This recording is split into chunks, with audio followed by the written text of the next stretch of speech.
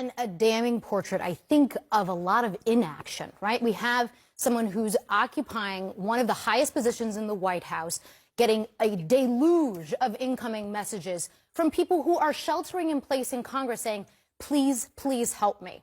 And we have a president who essentially failed to call the fire department after lighting a match that set this entire fire.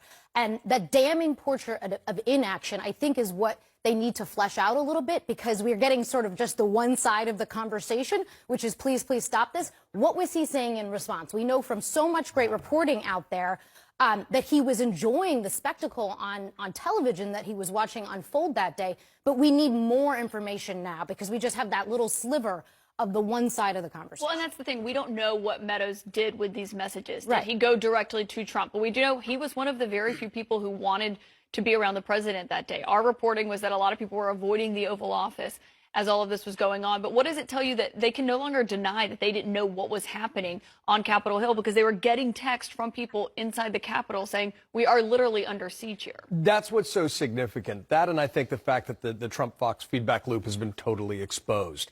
All these people who've been trying to ritualistically downplay this attack on our democracy, saying it was, it was a mostly peaceful protest, could have been it was tourists in areas they weren't supposed to be at a time they weren't supposed to be there.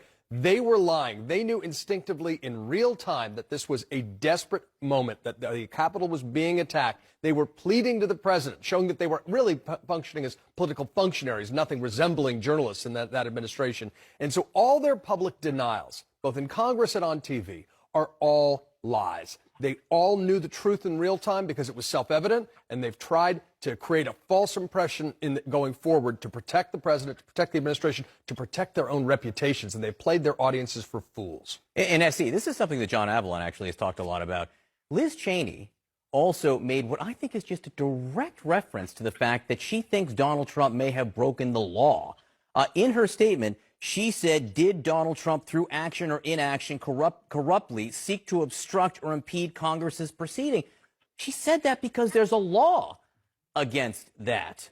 And she clearly thinks the answer is yes, or at least might be yes there. But there is a specific law about impeding the action of Congress. And if Trump is doing that, and if that can be proved, and if these texts are a roadmap to his complicity here, it does raise the question of, does Liz Cheney expect some kind of criminal referral against Donald Trump? Well, I think it's clear through a lot of these text messages and what we're learning in this hearing why Republicans wanted to run away from this hearing, why Republicans didn't want this to happen. Because imagine if we had